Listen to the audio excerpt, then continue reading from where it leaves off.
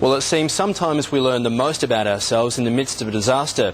When Hurricane Katrina hit New Orleans in 2005, almost 2,000 people were killed, and authorities were left with a massive clean-up and rebuilding phase. It was a mammoth task. Professor Ed Blakely is an American living in Sydney, but he flew home to the US to head the recovery effort for the city of New Orleans. Professor Blakely has more than 40 years' experience in regional planning and disaster management, and I started by asking what the most important lesson was that he learned from the New Orleans experience.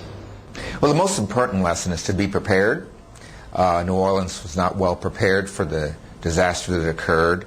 The levees weren't prepared for the disaster that occurred, and the city didn't have a strategic plan that could be looked at to begin the process of recovering. And so was it just a lesson for the United States government, or something that all governments, including here in Australia, could learn?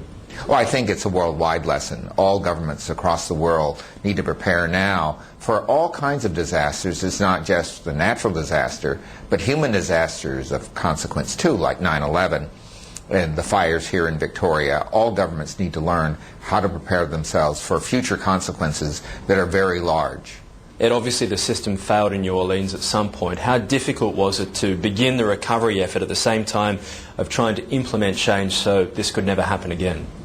Well, there were some difficulties. First of all, the American people are very resilient, and the people in Louisiana particularly resilient, so they were able to do a lot of things on their own and were able to take control of their own lives and begin a process as soon as the area was cleared.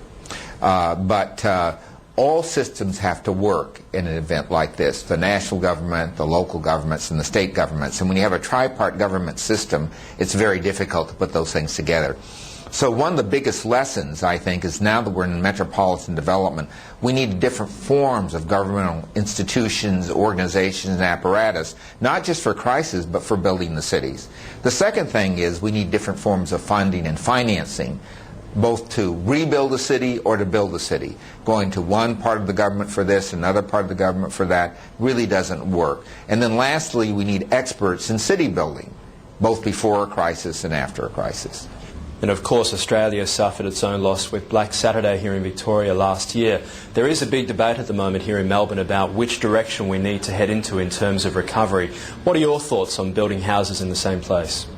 I think you can rebuild in places where natural events can occur, but you have to think about several things. One, when you say rebuilding in the same place, you mean rebuilding on exactly the same ground, because rebuilding the same place may mean you move people around in order to create better safety. For example, in most of Europe, people live in villages, not scattered out in the countryside. Maybe you need to build villages in the hills.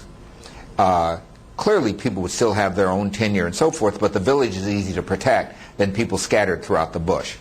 Secondly, you need to think about building materials, and you have to think about entrances and exits.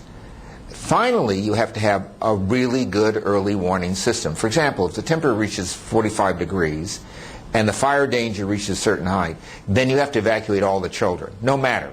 You have to do that for everyone's safety, because if I'm going to look for my kids, by the time I find them, we're both in danger.